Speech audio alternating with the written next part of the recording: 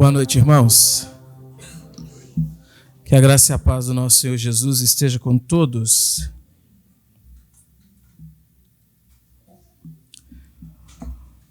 Mais uma oportunidade que o Senhor nos concede de nós estarmos aqui.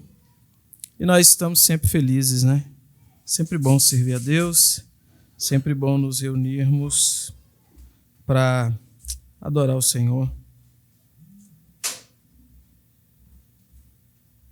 Como disse o hino, estamos contentes, né? Com toda a salvação que nos foi dada e com a presente ocasião também. Lucas capítulo 21, irmãos. Eu estava com o esboço errado aqui, mas eu achei. Lucas 21, nós vamos ler hoje do versículo 1 até o versículo 4. Dando sequência à nossa série de exposições que nós temos feito nesse evangelho.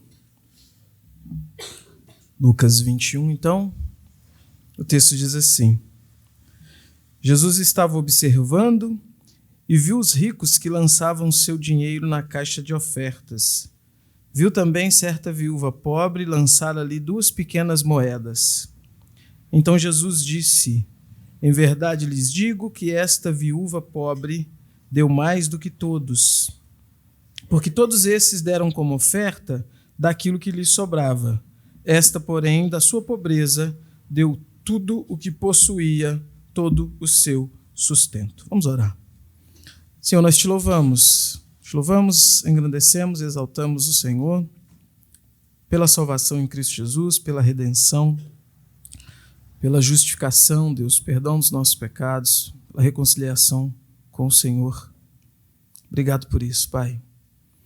Agradecemos ao Senhor porque mais um domingo, mais um dia do Senhor, que nós nos reunimos, tivemos a oportunidade de nos reunir pela manhã e agora, Senhor, reunidos aqui para prestar culto, louvor, adoração ao Teu santo nome. Obrigado por isso, Deus. Reconhecemos o quanto somos privilegiados de termos essa oportunidade de servir ao Senhor. Já cantamos, Deus, já expressamos ao Senhor nossa adoração, nosso louvor por meio dos hinos, das canções que foram entoadas, e agora estamos diante da Tua santa palavra. Fale conosco, Deus, fale conosco. Que Teu Santo Espírito fale conosco, fale aquilo que é da Tua vontade, aquilo que é do Teu querer, nos ensinando, Deus, nos corrigindo naquilo que é necessário. Abençoe também as crianças, que têm o seu tempo ali também de aprendizado, de crescimento diante do Senhor. Assim oramos, em nome de Jesus. Amém. Um dos temas mais polêmicos, irmãos, nas igrejas cristãs hoje em dia é o dinheiro.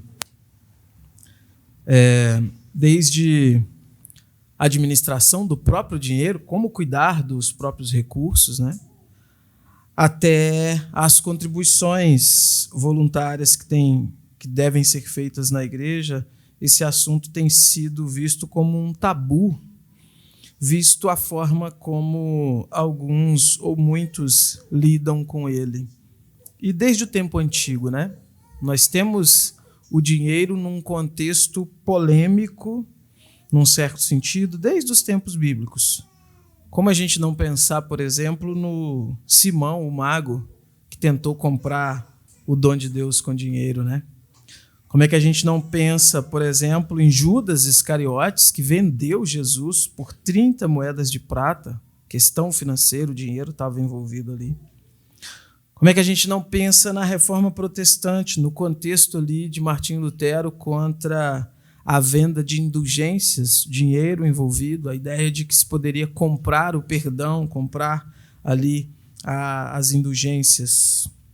Como é que a gente não pensa, então, mais perto de nós hoje, nas igrejas modernas, adeptas da teologia da prosperidade, que fazem do dinheiro o foco principal das suas vidas, né? Enganam as pessoas, tiram das pessoas o máximo que conseguem, né? A gente falou disso na semana passada. E como esse assunto, ele geralmente levanta polêmica, muita polêmica, pelo mau uso que se faz dele, pelo mau uso que se faz do dinheiro, muitos optam por não tocar nesse assunto, por não entrar nessas questões, né? O que também é errado, né? É óbvio que o tema dinheiro ele não é aquilo que norteia a igreja, mas ele está contido, sim, na palavra de Deus e nós precisamos, sim, de instruções vindas da palavra de Deus para a gente lidar com isso. Por exemplo, mês que vem faz 3 anos que eu estou aqui. É a primeira vez que eu vou pregar sobre isso. O tempo voa, né, gente? Já tem 3 anos. É a primeira vez. E digo isso não por termos uma negligência em relação ao assunto de maneira nenhuma, mas é porque não é o que nos norteia, né? Como a gente segue uma exposição continuada aí do texto bíblico, é agora que nós estamos diante de um texto específico sobre isso, cujo foco é ensinar exatamente sobre isso. Mas, de novo, é necessário falar, é necessário sim ensinar, é necessário instruir corretamente o povo de Deus, é necessário que nós tenhamos, então, um entendimento correto sobre isso. E aí, então, é aquelas perguntas que surgem, né?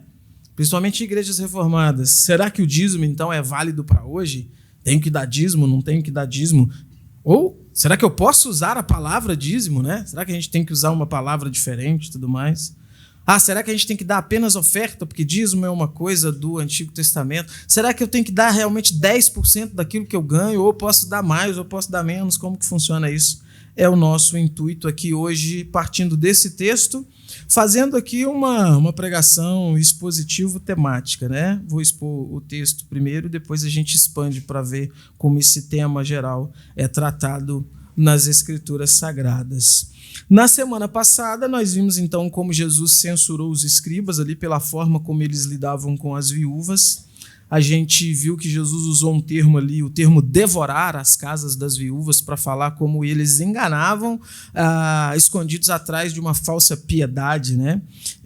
A gente viu também que esse termo, essa ideia de falar sobre viúvas sendo oprimidas, pode ser aplicada então a diversos grupos aí na igreja, diversos grupos que se encaixam nas pessoas necessitadas, porque sempre que o termo aparece viúvas, ele aparece acompanhado de outro termo, pobres e viúvas, órfãos e viúvas, estrangeiros e viúvas, ou seja, a gente entende então que esse termo ele é um termo amplo, aplicado aí a falar de todos os necessitados, no sentido do ensinamento que ele traz para a gente. Aí então, vamos ver o que está acontecendo aqui especificamente, para daqui então nós partirmos para o ensinamento geral que nós temos na Bíblia. Versículo 1 diz assim: Jesus estava observando, viu os ricos que lançavam seu dinheiro na caixa de ofertas. A cena é a mesma. Vocês estão percebendo que durante várias semanas aqui, que a gente está no texto, eu tenho sempre começado dizendo isso. A cena é a mesma. Qual cena? Jesus já entrou em Jerusalém, Jesus está ali nas imediações do templo. As coisas que estão sendo relatadas aqui nessa parte final do Evangelho de Lucas são coisas que aconteceram naquele cenário do templo. Então, Jesus acabou de repreender os escribas por causa, enfim, do seu falso ensino, da sua falsa piedade, e agora, então, Jesus está com os seus discípulos observando. Imagine que a tensão baixou, né? Semana passada, os olhares estavam todos em Jesus naquela repreensão que Jesus fez, e nas outras perícopes também. Agora, a ideia que nós temos é que a tensão baixou e Jesus está ali, ele continua naquela região junto com os seus discípulos. E ele está olhando, de onde Jesus está, Jesus consegue ver o local onde tem o pátio das mulheres, né? As mulheres chegavam no templo ali por um pátio específico delas, que dava exatamente numa região onde ficavam 13 caixas gigantes, ali 13 caixas grandes, que funcionavam como gasofilácio. Era onde as pessoas chegavam, se dirigiam até aquelas caixas para poder depositar ali suas ofertas. Um bom observador, então, estando numa posição privilegiada, conseguiria ver, então, diversas pessoas que estão chegando ali para poder depositar suas ofertas. Vamos só lembrar, o contexto aqui não é um contexto como de um culto moderno, né? Não é isso que está acontecendo, é o templo. Estão no pátio, parte de fora, lugar aberto. Várias pessoas chegando, porque a gente está num período de festa. A Páscoa vai acontecer daí a alguns dias, né? Então, Jerusalém está cheia de gente. Então, as pessoas que vêm chegando, muitos é a primeira oportunidade que têm ali, sei lá, naquele ano, ou talvez até mesmo na vida, de estarem no templo, e eles vão até ali para ofertar. Muitos estão ali corriqueiramente, são moradores ali daquelas imediações e têm esse costume de ofertar também, de dar ali a sua contribuição. E Jesus está vendo isso com seus discípulos. Chegam então ali os ricos. E como que Jesus sabe que são ricos? Porque, como a gente pôde ver na semana passada, naquela época, as pessoas de pompa, elas faziam questão de se diferenciar dos outros pelas vestimentas, né? Jesus condenou os escribas por quê? Pelas vestimentas chamativas, chamava a atenção que os diferenciava do povo comum no meio da multidão. Jesus está vendo isso, então tem aqueles que chegam ali e estão fazendo as suas grandes ofertas. Mas aí, de repente, algo chama a atenção de Jesus, versículo 2, olha o que diz. Viu também certa viúva pobre lançar ali 2 pequenas moedas. É interessante, né? Porque essa mulher vem ali também, nesse mesmo contexto. Também é uma filha de Abraão, também é uma serva de Deus, também faz parte do povo da aliança de Deus e está ali também para oferecer sua oferta. Chama atenção o fato dela ser, então, uma viúva pobre. Com certeza, as suas vestes também a entregaram, né? Com toda certeza. E Jesus também, sendo Deus, sabedor de todas as coisas, não teria dúvidas de quem era aquela mulher e qual era a condição dela. Por isso, falar de forma tão certeira de ser uma viúva e pobre. As moedas que ela deposita ali, irmãos, eu fiz uma pesquisa em alguns comentários. E os comentaristas tentam fazer uma equivalência de valores para tentar transmitir para a gente como que seria isso hoje, né? Sei lá, quanto seria essa contribuição nos dias de hoje? Para vocês terem uma ideia, fazendo todas as transferências, todos os câmbios ali, tudo mais que se consegue fazer, eles chegam à conclusão que aquelas 2 moedas representavam menos de 1 centavo. É difícil para a gente saber o que vale menos de 1 centavo, que é a menor unidade monetária que a gente tem nos trâmites econômicos, né, nossos. Né? O que vale menos de 1 centavo? Sei lá. O que com 1 centavo você consegue comprar mais de um? Antigamente tinha uma balinha de 1 centavo, né? Bem antigamente. Estou entregando a idade, mas enfim, tinha uma balinha de 1 centavo. Ela era menorzinha que as outras. Você costumava correr o risco de engasgar com ela. Não tem mais, né? Balinha de 1 centavo hoje custa 25 centavos. É um absurdo isso. Mas, enfim, a mulher está trazendo ali uma oferta, irmãos, que do ponto de vista financeiro, comparado a todas aquelas outras pessoas que vieram antes dela, era algo praticamente assim, irrelevante, né? Irrelevante. Já era naquele contexto, já era naquela época, completamente irrelevante. Mas ela vem. Ela faz questão. Veja bem, é interessante isso. Ela não pressupõe que aquilo que ela vai fazer é irrelevante. Ela não pressupõe isso. Ela não decide por si mesma a não levar porque, poxa, é tão pouco que não vai ajudar em nada. Ela não faz isso. Por quê? Sendo, então, uma serva de Deus, sendo, então, alguém que, no mínimo, conhece o básico ali da lei de Deus, ela entende que a lei de Deus a induz, a ensina a fazer o quê? Ofertar. Ofertar. Levar ali a sua contribuição. E ela faz. Ela não presume por si mesma que as pessoas que estão ali naquele contexto são pessoas tão ricas, tão cheias de si, são pessoas poderosas, não sou digna de estar no meio deles. Não. O que a palavra de Deus diz para fazer? Contribuir. Desde o Antigo Testamento, a ideia de condições e proporcionalidade já está inserida ali, né? Você vai ver isso quando o Senhor, por exemplo, determina, olha, para tal pecado ou para tal ocasião, você deve ofertar um boi. Para tal, você deve ofertar um carneiro, para tal, uma ovelha. E aí chega o seguinte, aqueles que não tinham condições, que muitas pessoas não tinham gado, não tinham bois, não tinham ovelhas, não tinham carneiros, você que não tem condições, você vai lá no mato, vai lá no pasto, arma uma armadilha, vai vir um passarinho ali, um pardalzinho, você pega e você leva. Não chegue de mãos vazias. E é muito interessante isso, não é que Deus ele quer exigir então que as pessoas levem as coisas à torta e à revelia ou a qualquer custo, de maneira nenhuma. Isso é uma clara demonstração que é Deus que concede aquilo que a pessoa tem que levar. Porque quem que cria os pássaros? Quem que envia os pássaros ali para que aquela pessoa tenha condições de pegar, então, aquele passarinho e levar? É o próprio Deus, né? Então, já está estabelecido na palavra de Deus desde sempre essa ideia de condições, proporcionalidade, e ela está fazendo, ela está cumprindo, ela está obedecendo. E aí, olha que interessante, como que Jesus vê isso? Jesus entende que aquele valor, menos de 1 centavo dessa mulher é irrelevante? Vamos ver, versículo 3 e 4. Então Jesus disse, em verdade lhes digo que esta viúva pobre deu mais do que todos. Isso é fascinante, né? Menos de 1 centavo. A gente não tem como nem imaginar o que seria esse valor.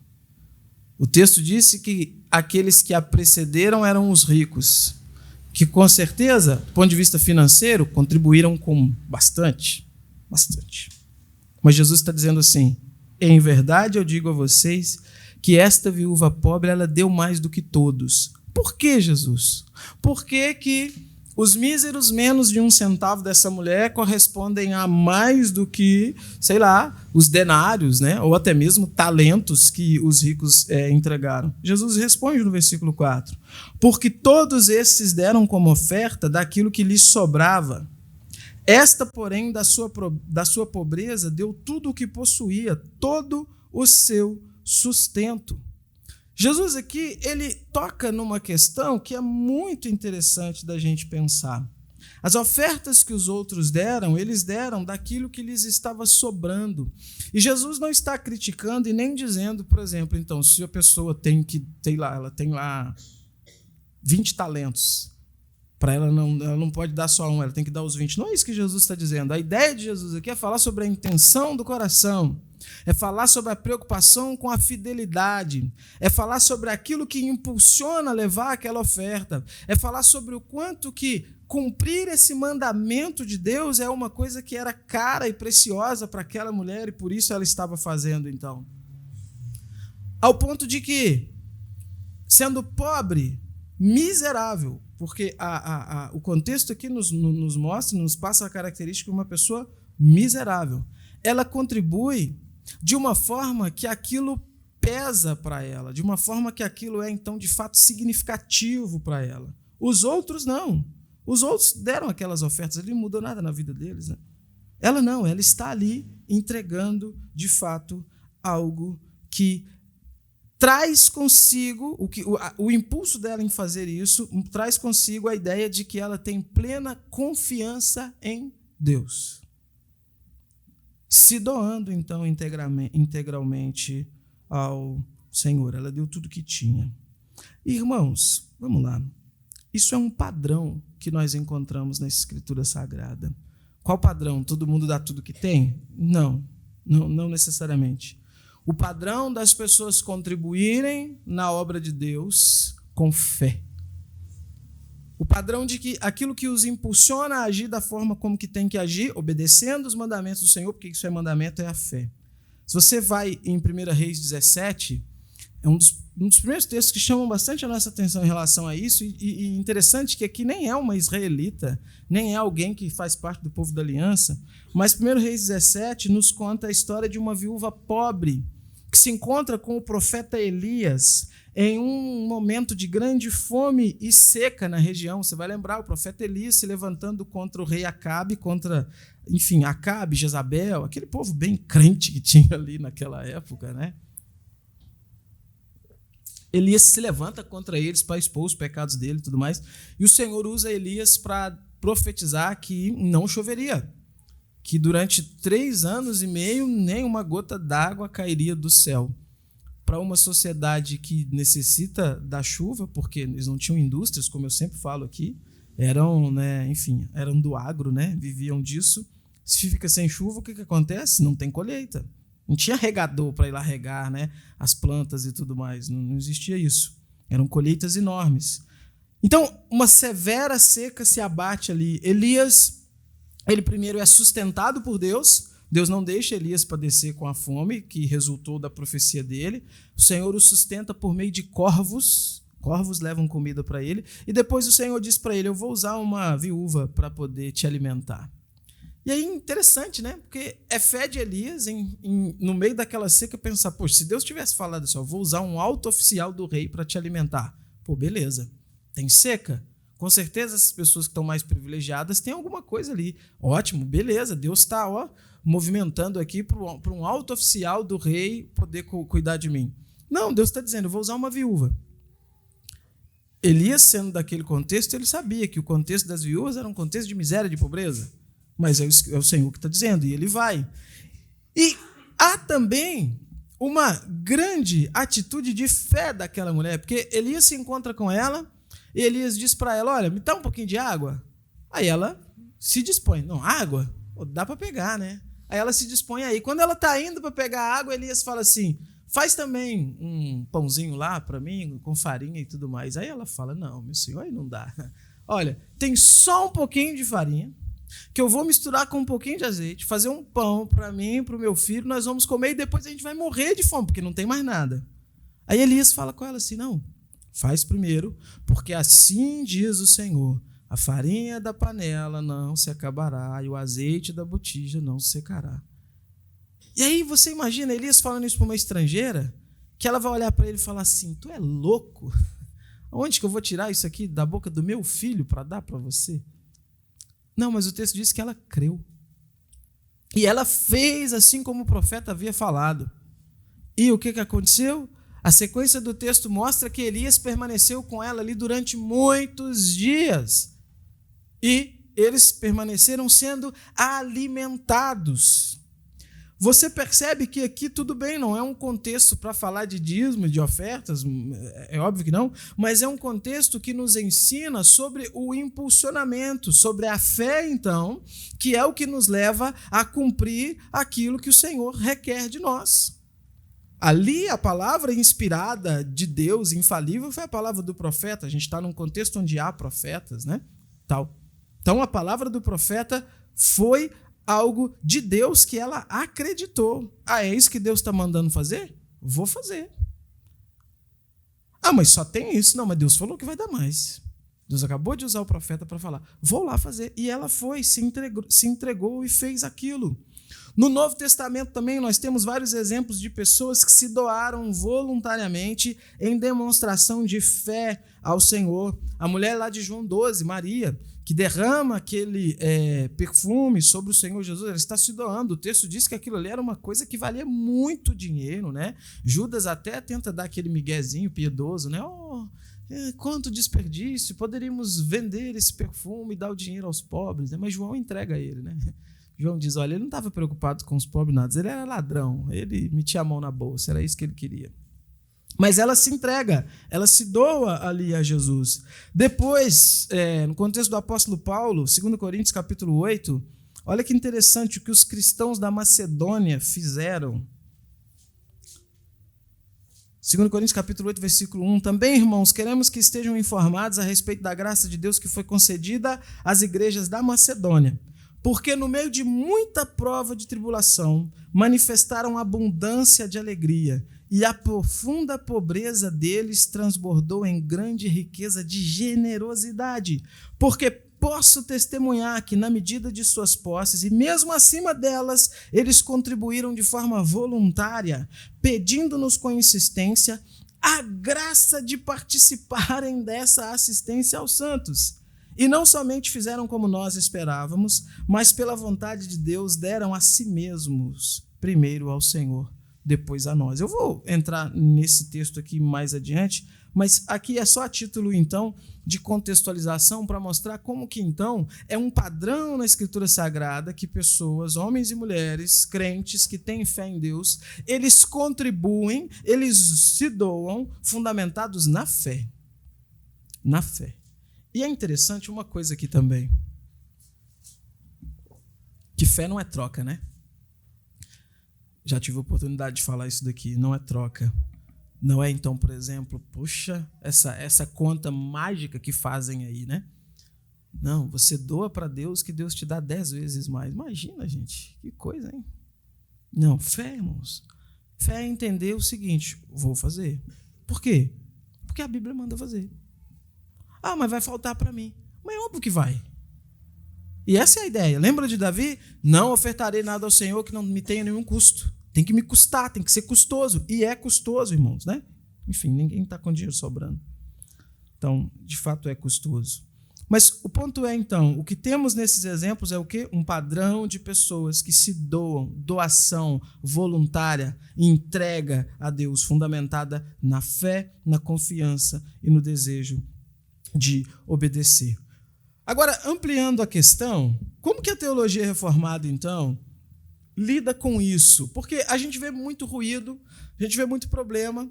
Bem, irmãos, os teólogos reformados, eles se fundamentam em princípios que são presentes na palavra de Deus para a gente entender essas coisas. O primeiro princípio, eu vou citar alguns, mas o primeiro princípio aqui é o princípio da mordomia. Qual que é a ideia da mordomia? Da administração dos bens fundamentado naquilo que Deus nos ensina.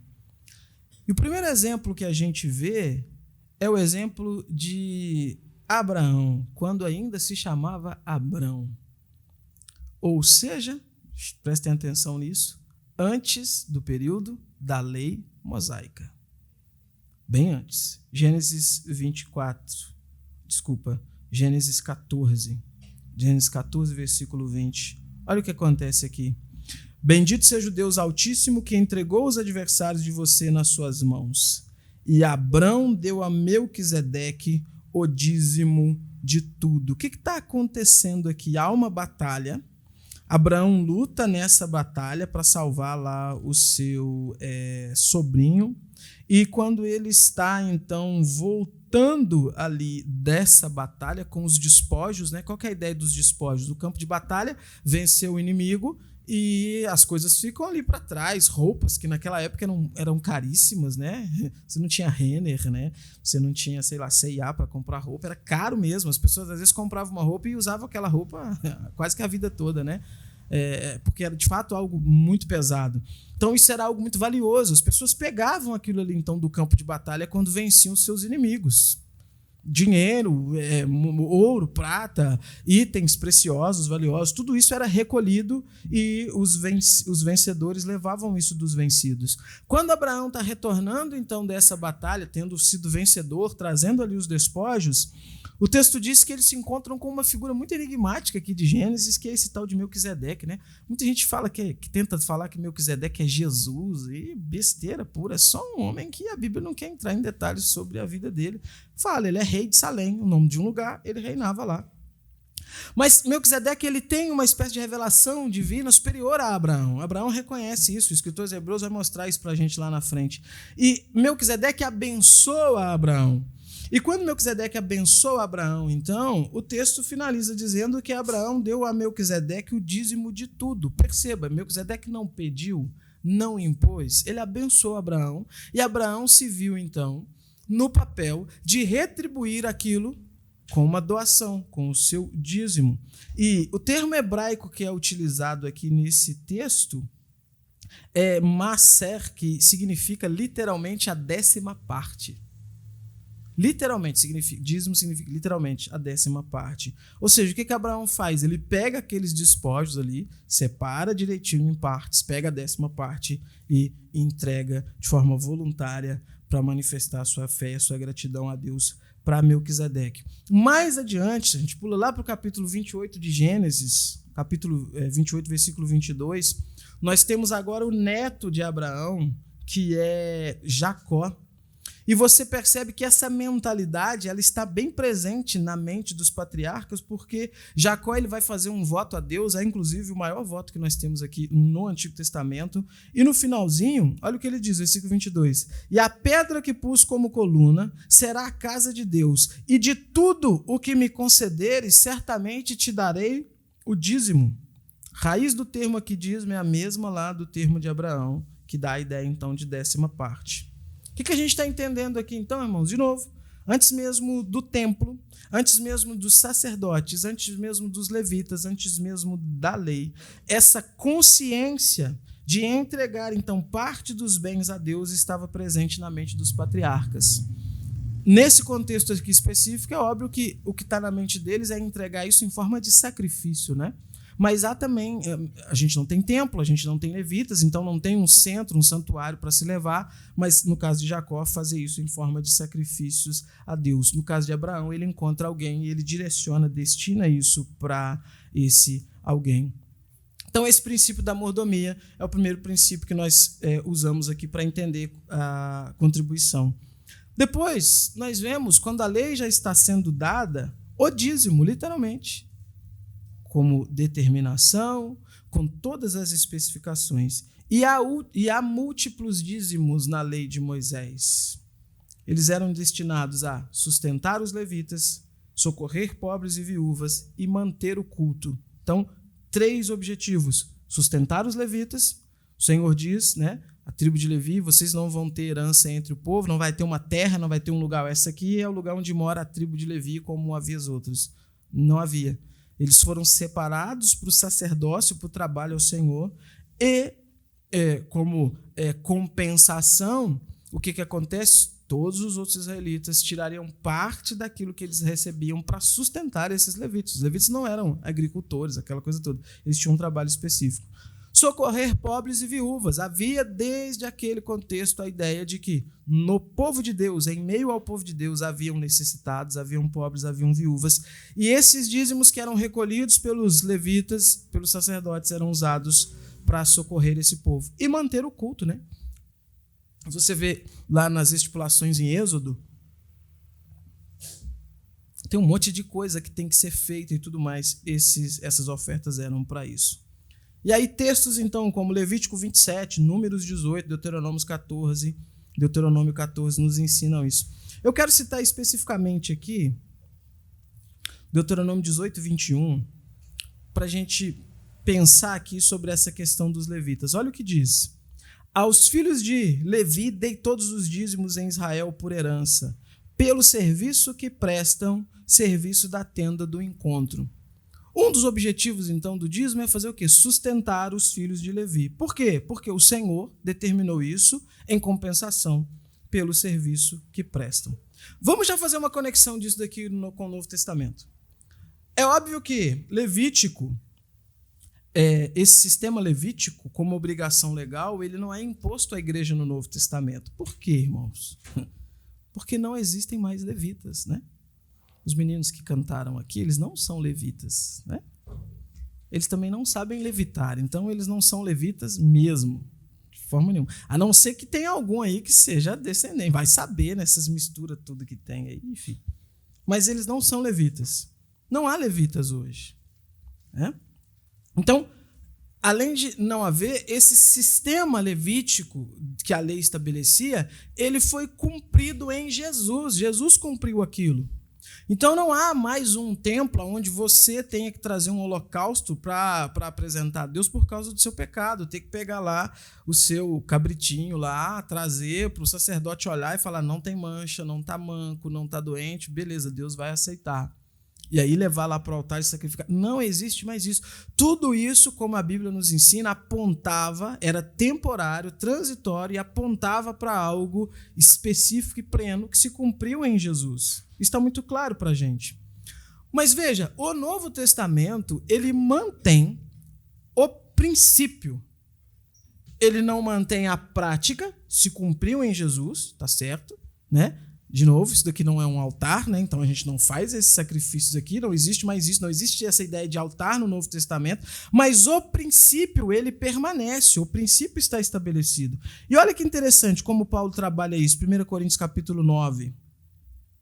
Ele diz assim, olha, versículos 13 e 14. Vocês não sabem que os que prestam serviço sagrado se alimentam do próprio templo e que os que servem do altar participam do que é oferecido sobre o altar? Assim também o Senhor ordenou aos que pregam o evangelho que vivam do evangelho. Olha como ele faz um vai e vem. Ele pega o princípio do templo. Olha, os que prestam serviços sagrados no templo, eles se servem do altar, eles participam do que é oferecido no altar. Não é assim? É. Não existe mais esse sistema. Existe um outro sistema estabelecido na nova aliança. Mas Paulo trabalha com uma ideia de continuidade. Por isso que ele diz, assim também. Assim também, a ideia de continuidade. o Senhor ordenou que os que pregam o evangelho vivam do evangelho. Então percebe que há no Novo Testamento o ensinamento que usa o Antigo Testamento como base, como fundamento para validar, então, que contribuições na igreja, dízimos e ofertas, sejam usados, sim, para o sustento, para manter a vida daqueles que são, por exemplo, separados por Deus para pregar o evangelho, para pastorear a igreja, para cuidar da igreja. É o princípio completamente bíblico e presente no Novo Testamento. E por falar em Novo Testamento, vamos ver o que o Novo Testamento, então, nos ensina. Vamos ver aqui sobre ofertas no Novo Testamento. Ainda que o Novo Testamento não se valha da ideia de dízimo especificamente, com essa palavra e com esse conceito, como a gente viu Paulo trabalhando aqui, o princípio de contribuição, ele se mantém. E, de forma ampla, o Novo Testamento ele ensina para a gente sobre contribuição nas seguintes formas. Elas têm que ser proporcionais, vou falar sobre isso, elas têm que ser generosas e elas têm que envolver alegria. Proporcionalidade, generosidade e alegria. Vamos pegar ponto a ponto aqui. Qual que é a ideia de proporcionalidade? 1 Coríntios capítulo 16, versículo 2. O apóstolo Paulo, estabelecendo aqui como que os irmãos de Corinto deveriam, então, recolher as ofertas que deveriam ser destinadas ali para ajuda.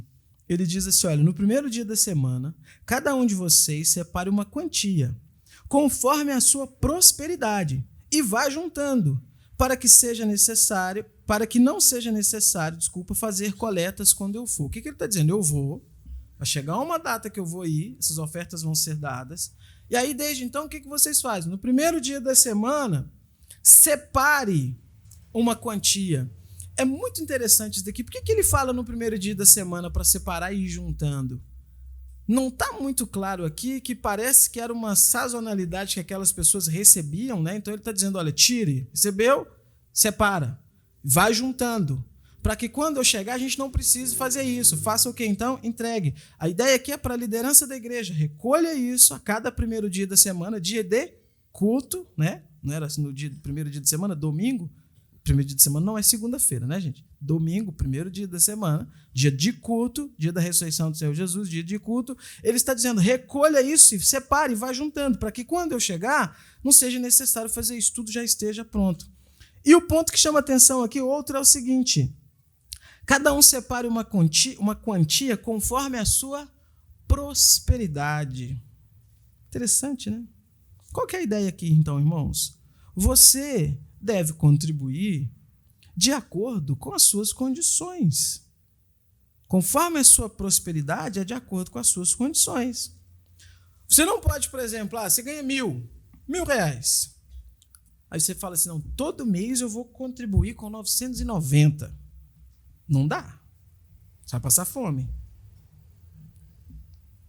Pode chegar até muito empolgado, pensando, não, vou fazer isso daqui e tal. Não vai dar, irmãos. Não vai dar.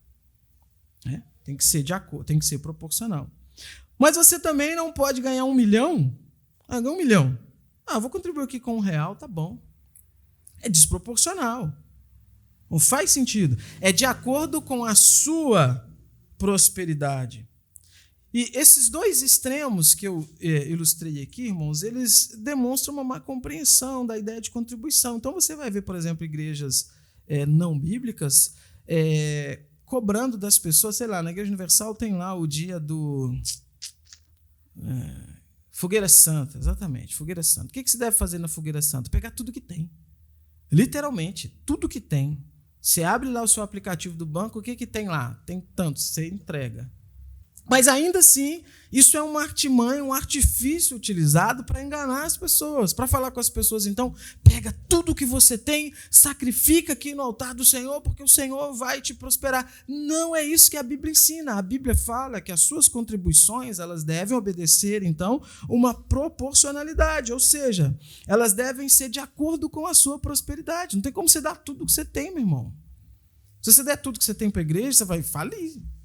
Vai morrer, passar fome, sua família vai ficar desassistida. Não é isso que Deus quer de você. Deus não quer que você pegue lá o seu salário 1.000 e vou dar aqui para a igreja porque Deus vai te abençoar. Não, isso não vai acontecer. Até porque, irmãos, principalmente aqui na Redenção, porque a gente não fica marcando, deixa eu ver, esse mês fulano furou. A gente não faz isso, irmãos. Né? De maneira nenhuma. Então, a ideia é proporcionalidade. Mas o outro extremo também, qual que é o outro extremo? A sua contribuição sempre ser muito aquém, muito aquém. Isso também é algo que foge à ideia da proporcionalidade bíblica e demonstra um desequilíbrio, muitas vezes um desequilíbrio no sentido da organização do lar, né? E, nos casos mais extremos, um coração que é apegado ao dinheiro, que tem amor ao dinheiro e entende a contribuição como uma obrigação, né?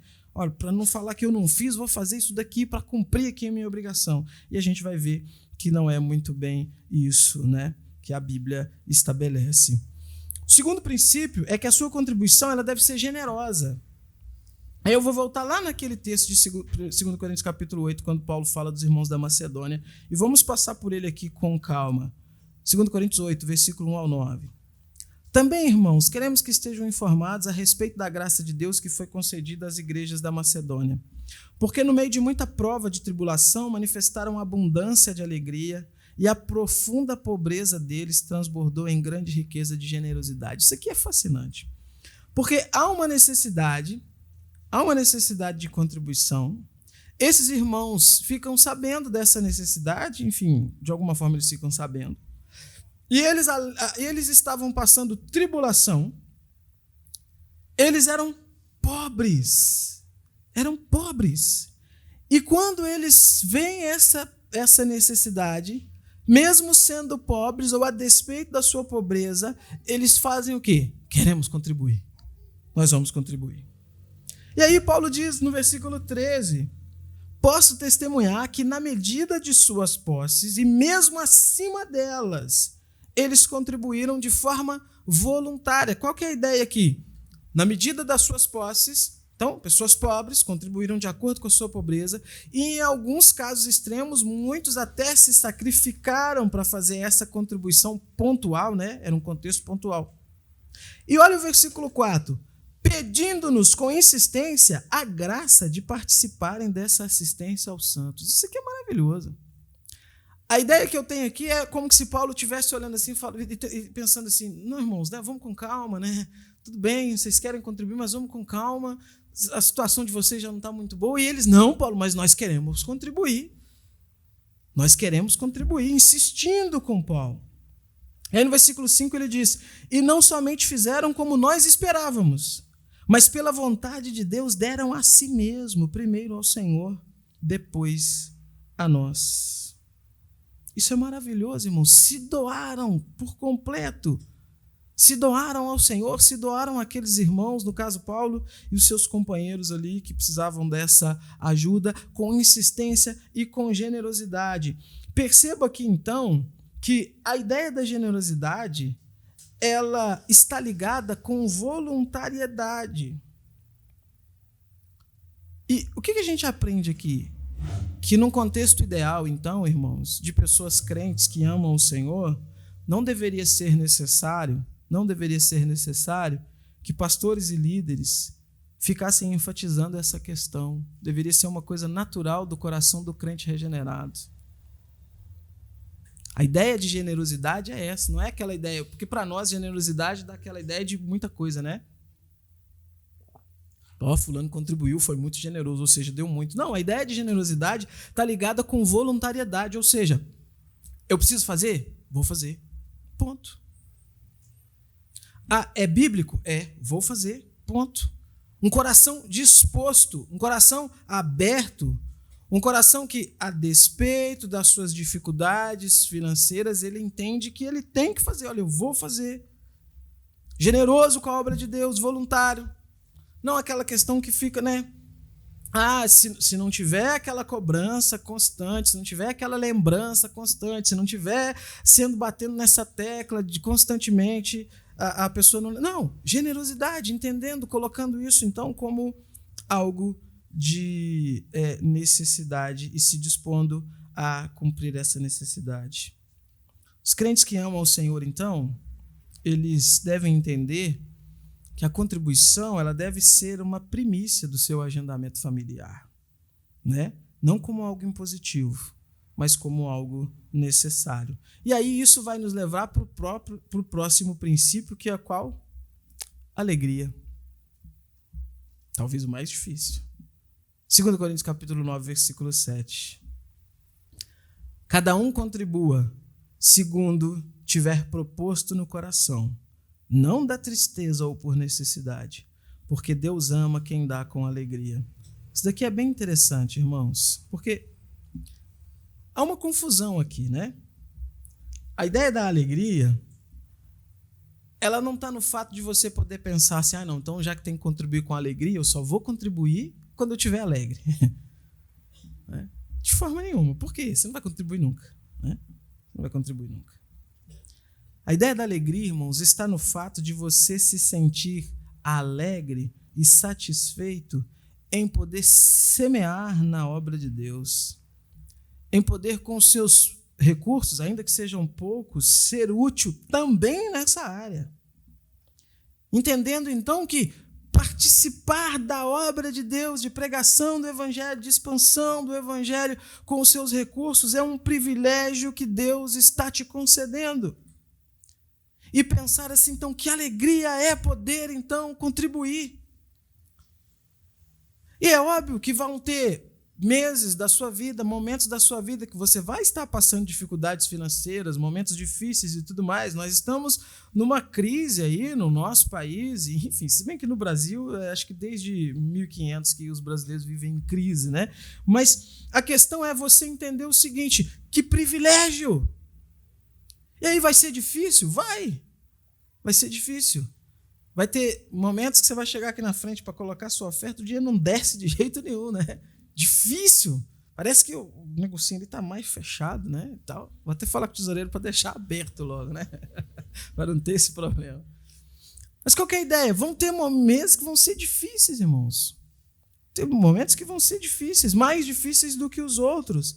A questão não é, então, simplesmente você se levantar para contribuir, simplesmente com um sorriso alegre até o canto, que maravilha. Não, é você pensar, que satisfação é ao meu coração, apesar das minhas dificuldades, eu poder contribuir com tudo isso daqui.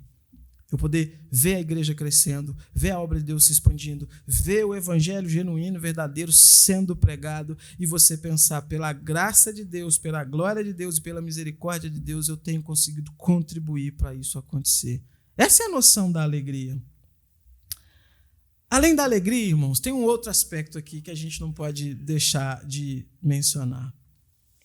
O Novo Testamento ensina, irmãos, que a contribuição na igreja, ela é um culto a Deus.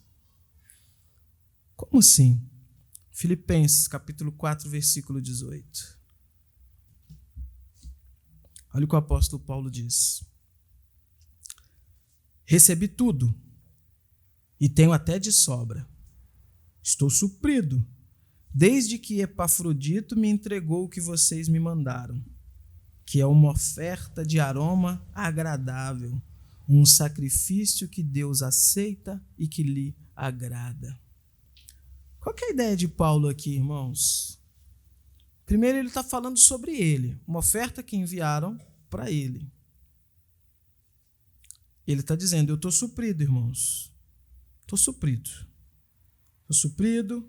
As ofertas que vocês enviaram me supriram daquilo que eu necessitava.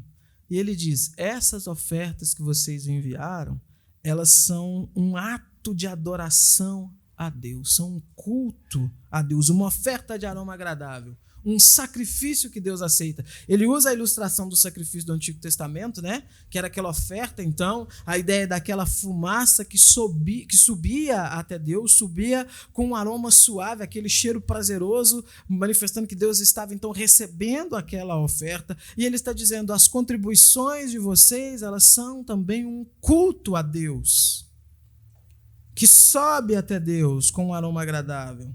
Um sacrifício que Deus aceita e que agrada a Deus. Ou seja, irmãos, quando nós contribuímos para a obra de Deus, nós estamos cultuando. E esse é um tema debatido em igrejas reformadas, né? se as ofertas são parte ou não do culto, né? A ideia do princípio regulador do culto, né? As ofertas, esse momento de oferta, então, é ou não parte do culto? Uns entendem que sim, outros entendem que não. Mas a gente, pelo que Paulo está dizendo aqui, a gente entende que sim, as contribuições, elas são sim um elemento do culto, um momento em que nós então adoramos ao Senhor, um momento que nós prestamos adoração ao Senhor ali com os nossos recursos. Último princípio, amor ao próximo. As contribuições, elas servem como uma manifestação de amor ao próximo. Atos dos Apóstolos, capítulo 4, versículo 34 e 35. Olha o relatório que Lucas nos dá aqui sobre a igreja primitiva, a igreja de Atos. Não havia nenhum necessitado entre eles, porque os que possuíam terras ou casas, vendendo-as, traziam os valores correspondentes e os depositavam aos pés dos apóstolos. Então se distribuía a cada um conforme a sua necessidade. Ah, pastor, mas esse contexto aí é um contexto pontual e específico. Sim, né? Não há uma ideia de que então você tem que vender sempre tudo que você tem e depositar aos pés dos apóstolos. Isso aqui aconteceu num momento específico para suprir uma necessidade específica, mas nós estamos falando de princípios. E o princípio ele está estabelecido aqui, porque eles entenderam que contribuir, que fazer inclusive até mesmo aquele sacrifício, mesmo tendo sendo pontual, era algo que iria auxiliar os necessitados. E o relatório que Lucas dá é o quê? Então não havia nenhum necessitado. Por que não havia nenhum necessitado? Porque Herodes ajudava. Porque o imperador ajudava. Não, porque os crentes se dispuseram a fazer isso. E olha o versículo 35, diz que eles depositavam aos pés dos apóstolos. Isso daqui é muito interessante. Uma vez, numa igreja, uma pessoa foi ao pastor dizer o seguinte: pastor, eu não vou contribuir com dízimo, não, e nem com oferta na hora que... Era uma igreja que tinha aquele costume de passar um coadorzinho de café, né, para as pessoas depositar lá a oferta. Ele disse: eu não vou depositar, não. Eu vou pegar o valor que eu tenho para contribuir, vou comprar uma cesta básica e vou doar para as pessoas necessitadas. E o pastor, muito assim, muito bíblico, né? Ele usou a fala de Pedro para Simão, né? Seu dinheiro seja para a tua perdição. Por quê, irmãos? Porque as pessoas têm uma visão completamente equivocada. As pessoas pensam assim: não, eu sou muito superior a tudo isso que está fazendo aqui. E olha só que benefício que eu vou fazer. Olha só que coisa boa que eu vou fazer. Então, ao invés de eu dar esse dinheiro aqui, vou dar para as pessoas necessitadas e vai estar sendo a minha contribuição para com Deus. Perceba, o texto sempre ele mostra que contribuições elas são destinadas a um centro, e esse centro que distribui. No Antigo Testamento, esse centro era o quê? O templo. No Novo Testamento, esse centro é o quê? A igreja. Você pode sim, se você quiser comprar 1 milhão de cesta básica e dar para os outros, é problema seu, você faz o que você quiser com o seu dinheiro. Mas isso não substitui a sua obrigação de contribuição com a casa de Deus, que deve ser direcionada então para a casa de Deus, né? E a ideia, e transferindo esse princípio para a gente aqui, colocado aos pés dos apóstolos, é o quê? Trazer para a igreja. Os apóstolos aqui representam a igreja. A gente precisa, irmãos, acreditar e confiar que a igreja do nosso Senhor Jesus Cristo, a igreja local da qual nós fazemos parte, ela tem sim condições de gerir essas contribuições que entram aqui de acordo com o que a Bíblia estabelece. Ah, pastor, mas tem igrejas que fazem... É óbvio que tem. Ali não é uma igreja saudável, não é um lugar de você ficar. O problema dessa igreja não é só a contribuição, não. Então, sei lá, se essa igreja começa então a ter uma má administração dos recursos, perceba que essa má administração ela é só uma consequência de outros problemas que devem ser tratados. E sim, se você está num lugar e que insiste em fazer isso de uma forma errada e antibíblica, você tem que sair dali e ir para uma igreja que faz isso de forma bíblica. Não você decidir por si mesmo: não, vou pegar, eu ia contribuir com tanto, tem fulano de tal que está precisando de tanto, eu vou ajudar, tem tal lugar que precisa de tanto, eu vou ajudar. Não, irmãos, não é isso que a Bíblia está ensinando. Para fechar, a gente viu aqui várias vezes a ideia da contribuição sendo usada para ajuda aos necessitados. Aí surge uma questão: a igreja então é uma ONG? A igreja pode funcionar então como um local de assistencialismo? Irmãos, vamos lá. Não. De forma direta, não. Preste atenção nisso daqui. Quando a Bíblia vai falar sobre ajuda aos necessitados, a Bíblia estabelece critérios. O Novo Testamento, principalmente. Paulo não, ele em momento algum, e o Novo Testamento no geral, ele estabelece a ideia de que a ajuda aos necessitados ela deve ser algo meio que um self-service, né? Vamos abrir ali, colocar uma mesa ali e sair distribuindo ajudas para todos os que passarem. De maneira nenhuma, não com os recursos da igreja. 1 Timóteo capítulo 5. A carta a Timóteo é uma carta pastoral, uma epístola pastoral. O que Paulo está fazendo ali? Ele está instruindo um pastor a como aquele pastor deve gerir várias coisas, inclusive as contribuições, a ajuda aos necessitados. E olha o que ele diz, versículo 3, 1 Timóteo 5:3. Honre as viúvas que não têm ninguém para cuidar delas. A gente já viu, desde semana passada, que viúva pode se enquadrar num termo mais amplo para falar de necessitados. Então vamos entender que ele está falando aqui de uma ideia geral de necessitados. Se alguma viúva tem filhos ou netos, que estes aprendam primeiro a exercer piedade para com a própria casa e a recompensar os seus pais, pois isto é aceitável diante de Deus. Qual que é a ideia aqui? Se o necessitado tem parentes crentes, de quem é a obrigação de cuidar desse necessitado? Da igreja? Não, desses parentes. Desses parentes. E isso pode ser aplicado em diversos contextos. O que está claro aqui, por exemplo, filhos e netos. Irmãos, mandamento, honrar pai e mãe. Não caia nessa conversa fiada do mundo de que não, você não pode ter filhos esperando nada dos seus filhos em troca. De maneira, a Bíblia ensina o contrário. Os filhos têm a obrigação de cuidar dos pais. Os pais cuidam dos filhos na infância, os filhos cuidam dos pais na velhice. É isso. Os pais estão idosos. De quem é a responsabilidade de cuidar deles? Dos filhos. Dos filhos. Serve para o casal, né? Quando casa, vira uma só carne.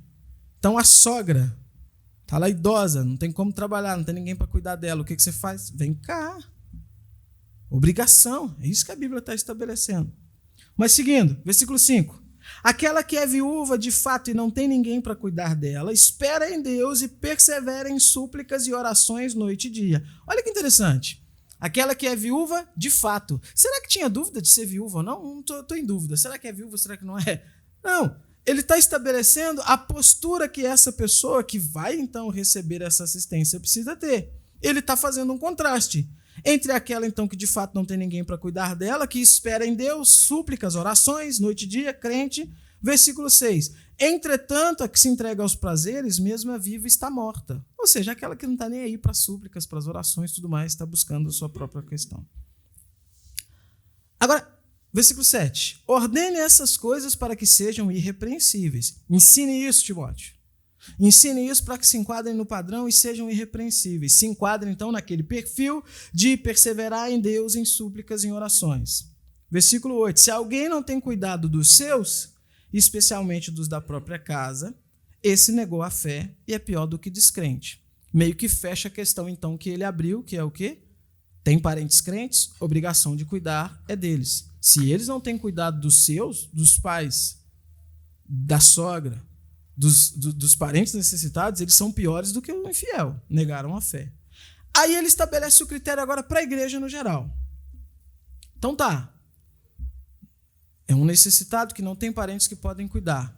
Então beleza, está aberto a ajuda da igreja? Olha só, somente poderá ser incluída na lista de viúvas aquela que tiver mais de 60 anos, que tiver sido esposa de um só marido e que seja recomendada pelo testemunho de boas obras, se criou filhos, se exercitou hospitalidade, se lavou os pés dos santos, se socorreu os atribulados, se viveu na prática zelosa de todo tipo de boa obra. De novo, versículo 9 começa como? Somente poderá ser incluída numa lista. Há uma lista de pessoas necessitadas no contexto da igreja e ele está dizendo, só vai ser incluído nessa lista as pessoas que atenderem a esse critério. E o critério que ele está estabelecendo aqui, irmãos, para o nosso contexto mais amplo, tem o seu contexto imediato, mas no contexto mais amplo é o quê? Crente. É isso que ele está dizendo, crente. Em outras palavras, né? Testemunho de boas obras, criou filhos, exercitou hospitalidade, coisa que crente deve fazer, lavou os pés dos santos, ou seja, o cuidado, a hospitalidade, de uma forma mais expansiva, socorreu os atribulados, viveu na prática zelosa de todo tipo de boa obra. Foi assim? É uma pessoa que tem esse histórico? Ajude. E se não for? Bom, ele disse que era para ajudar só essa. O que a gente aprende aqui, irmãos? A ajuda, então, que a igreja deve prestar, ela deve seguir os critérios que a palavra de Deus estabeleceu. Ou seja, em outras palavras, os recursos da igreja devem ser usados para ajudar os santos, os crentes. A igreja não é uma ONG. Nós não vamos, criar um Juiz de Fora de Paz, né? Como tem lá o Rio de Paz, do maluco lá no Rio. Para fazer o quê? Para fazer isso daqui, nós vamos acabar com toda a pobreza aqui de Juiz de Fora. Juiz de Fora está sofrendo aí com uma pandemia de moradores de rua. Então a Igreja Batista de Redenção vai se reunir agora para resolver isso. Isso não é problema nosso. Não é papel da igreja. Papel da igreja é o quê? Vamos usar os recursos da igreja para ajudar crentes. Não pode haver no nosso meio, no nosso ajuntamento, crentes passando necessidade. É obrigação da igreja ajudar. Alguém precisando de remédio, é obrigação da igreja ajudar. Nós precisamos nos ajuntar e ajudar. Alguém passando por algum problema financeiro, seja desemprego, seja o que for, é obrigação da igreja se ajuntar e ajudar. Mas aí, de repente, alguém bate na porta aqui da igreja, eu estou precisando aqui de uma ajuda, a gente, tesoureiro, pega, transfere. Não é obrigação da igreja ajudar. Esse recurso é um recurso destinado aos santos. E é óbvio, irmãos, que pode surgir, então, dúvidas. Então, a Bíblia está ensinando que a gente não deve ajudar de maneira nenhuma os necessitados, mesmo aqueles que não são crentes. Não é isso que a Bíblia está dizendo. A Bíblia está fazendo uma separação dos recursos da igreja para os seus recursos. Então, você pode ajudar, sim. Sei lá, um vizinho seu precisando de uma ajuda lá, você pode. Você faz, pega do seu e ajuda. Tem tal necessidade aqui, não é uma pessoa crente, o que pode fazer? Pode se juntar aí, 2 ou 3 irmãos, vamos juntar aqui, vamos fazer uma vaquinha aqui, vamos ajudar tal pessoa? É óbvio que pode. É isso que se espera. Os recursos que o Senhor nos dá, eles são para o nosso uso, para o uso da igreja, e sim, para ajudar, na medida do possível, os necessitados. Mas há uma diferenciação entre os seus recursos, aquilo que é seu, e os da igreja. Os da igreja são para manter a obra de Deus. Lembra, gente, do contexto do Antigo Testamento. Você acha que qualquer um poderia chegar lá no dia, lá que está o sacerdote lá recolhendo as ofertas, e falar assim, olha, eu estou aqui com fome, vou colocar o meu garfo aí para pegar um pedaço de carne também? Claro que não. A não ser que fosse um israelita. Alguém que tivesse pacto e aliança com Deus, receberia aquela ajuda. Se não fosse um estrangeiro, nem ali estaria, não chegaria nem perto. Chegaria nem perto. Há cercas, irmãos, há muros que a palavra de Deus coloca, há delimitações que a palavra de Deus coloca para tudo, inclusive para ajuda. Então, para ficar claro isso, para fechar, posso ajudar os necessitados, posso usar recursos para ajudar pessoas aí, mendigos na rua? Pode. Com seus recursos você pode, não só pode como deve. Sim, é bíblico. Não sair jogando seu dinheiro fora, que tem muita gente que pede ajuda e não precisa de ajuda. Tem gente que está pedindo ajuda e está melhor do que a gente, né? Isso tem que ser mapeado também, obviamente. Mas você tem certeza que alguém que precisa de um recurso, mas você pode ajudar, você pode reunir uns irmãos aí. Outra coisa, eu falei que a igreja não é uma ONG, mas crentes podem se juntar e criar uma ONG para ajudar os necessitados? É claro que podem. É claro que podem. Mas, irmãos, isso é completamente diferente de transformar a igreja numa ONG ou usar aqueles recursos que entram na igreja para isso. A Bíblia estabelece isso aqui para a gente. Para a gente concluir, então, está muito claro para nós aqui, por todos esses textos, que a Bíblia ensina, sim, sobre contribuição. O Novo Testamento, principalmente, fala, sim, sobre contribuição. Então, sim, eu e você, nós devemos tirar parte dos nossos recursos para contribuir com a obra de Deus. Pastor, mas isso é dízimo ou não é? Irmãos, Vamos focar no princípio. A gente viu o princípio da proporcionalidade. Há também aqui a ideia do princípio da periodicidade. Lembra de Paulo falando? Primeiro dia da semana, recolham. Então tem que ser uma coisa periódica, esse princípio está aí. Bom, eu não vejo problema nenhum a gente falar de dízimo. Se você pensar assim, não, então, já que essa questão de proporcionalidade, eu vou separar aqui 10% dos meus recursos. É proporcional? É. Sem problema. Sem problema algum. A gente estabelece essa questão, ou melhor dizendo, a gente segue essa questão de mensal, sim, porque a maioria do nosso país, no contexto que a gente vive, é um contexto de recebimento mensal. Os seus proventos, eles chegam mensalmente, né? A gente não, sei lá, não tem essa sazonalidade de esperar chuva, a época de colheita e tudo mais, né? A gente não vive assim. Então, respeitando essa proporcionalidade, você pode dar o nome que você quiser, pode chamar de dízimo, não tem problema algum. Eu até acho que é o termo mais correto, que corresponde melhor ao que a Bíblia está dizendo. Tem gente que se coça por causa disso, mas enfim, se você estiver contribuindo, estiver respeitando esse princípio de proporcionalidade, periodicidade, você está dentro do que a Escritura trabalha. Há também a ideia da generosidade, então, como eu falei. Eu preciso voltar nisso daqui, nessa parte final, que é o quê? Irmãos, você precisa estabelecer isso como uma necessidade no seu agendamento. Não deixe para você contribuir com a igreja só quando, sei lá, só quando alguém cobra, só quando alguém fala alguma coisa. Não estabeleça isso na sua rotina. Se você é uma pessoa muito esquecida, né? Oxe, contribuiu, meu Deus, tem 3 meses que eu não contribuí, deixa eu lá contribuir. Por esquecimento, né?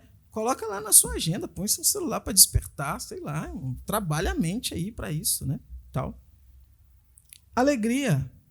Pense no privilégio que é para você poder contribuir, assim como os irmãos macedônios que Paulo mostrou aqui para a gente tinham essa alegria. Para fechar, irmãos, o que fica é a necessidade que nós temos de Deus nos ajudar nisso, né?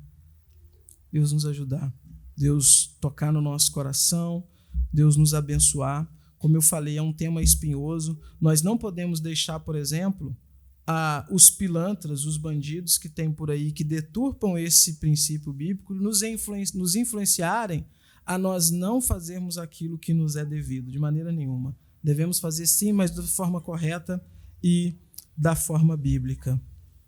E sabe, irmãos, Deus sabe de todas as coisas. De novo, falando especificamente aqui da nossa igreja. Nossa igreja, de forma alguma, segue uma ideia de constrangimento nesse sentido, de, sei lá, de ficar reparando e querendo saber quem contribuiu, quanto contribuiu, quando contribuiu. De maneira nenhuma. O nosso papel é ensinar o que a Bíblia diz, é mostrar o que a Bíblia diz. E você, como um bom crente que você é, acatar o que a Escritura Sagrada diz. Se você tem dificuldade nisso, ore, peça ajuda a Deus. Pode ser, eu tenho dificuldade, meu coração é meio duro para essas coisas, às vezes eu acho melhor, que vai ser mais vantagem para mim eu comprar, sei lá, uma pizza gigante lá, sabe, gastar esse dinheiro com ela e só isso, e zero contribuição para a igreja. Peça ajuda a Deus para te livrar disso. Isso é um coração duro, isso é um coração que não manifesta gratidão ao Senhor. Se você, por algum motivo, passa por dificuldades financeiras que te impedem de contribuir, meu irmão, o texto que partiu a nossa mensagem de hoje é um texto que mostra uma pessoa que contribuiu com um valor que correspondia a menos de 1 centavo. E Jesus disse o quê? Ela deu mais do que todos. O que tem que estar claro no seu coração é a sua intenção de fazer. Deus conhece. Deus sabe de todas as coisas. O Espírito Santo que habita em nós, está no nosso meio, ele sabe da sua sinceridade. Se de fato, então, a sua dificuldade é uma dificuldade, descanse nisso. Não tente espelhar, não. Só vai ser contribuição de fato se eu der tanto. Claro que não, irmãos. Né? Sei lá, vamos fazer uma fila aqui, né? Quem pode dar 1.000 fica aqui, quem pode dar 500 fica aqui, quem pode dar tanto fica ali. De maneira nenhuma, irmãos, a gente não estabelece isso, porque a Bíblia não estabelece isso. Mas tenha isso em mente, dentro das suas condições, contribui com fidelidade, com amor, porque tudo isso aqui só acontece, irmãos, por causa das contribuições de vocês. Deus usa as contribuições de vocês para fazer a obra dele avançar.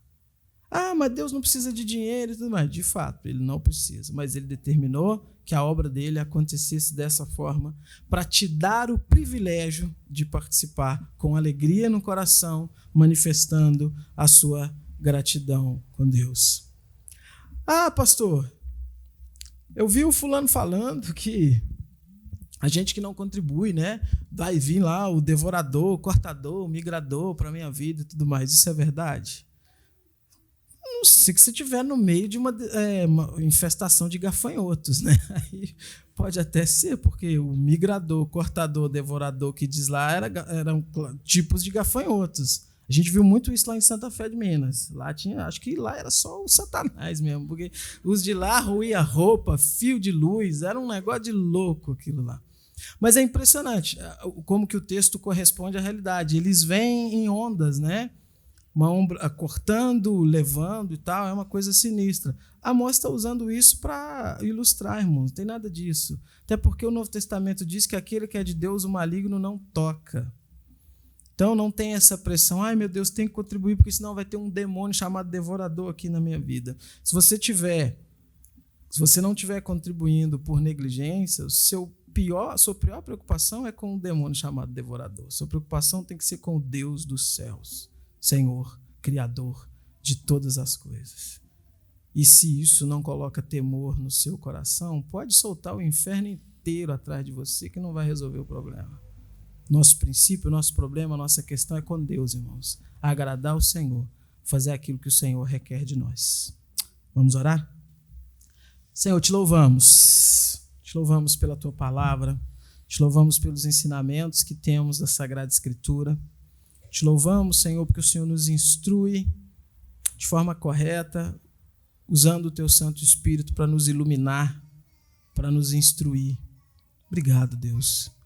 Mesmo num tema tão espinhoso como esse, que apresenta tantas questões, o Senhor, por sua graça e misericórdia, nos instrui, nos ensina. Obrigado, Deus, obrigado. Nosso pedido é que o Senhor nos ajude, Deus, a conformarmos a nossa vida à tua palavra. Sabemos, Deus, que muitas são as questões que nos impedem de ser fiéis àquilo que o Senhor estabeleceu. Às vezes um cuidado excessivo por ver como que essa área é mal vista e mal trabalhada. Às vezes, de fato, Senhor, um coração duro que é avarento e ama o dinheiro sobre todas as coisas. Às vezes, Senhor, uma vida em dificuldades financeiras que acabam nos levando a determinar que aquilo que a gente contribui não é válido. Que o Senhor nos livre de tudo isso, Pai, que o nosso foco esteja sempre naquilo que o Senhor determina. Sabedores que o Senhor conhece o nosso coração. Sabedores que o Senhor, Deus, sabe das nossas motivações. E se há, Deus, equívocos nas nossas motivações, que o teu Santo Espírito nos ajude, nos ilumine, nos mostre, para que possamos nos arrepender disso e mudar, Senhor. Mudar e conformar nossa vida, de fato, ao que o Senhor nos ensina.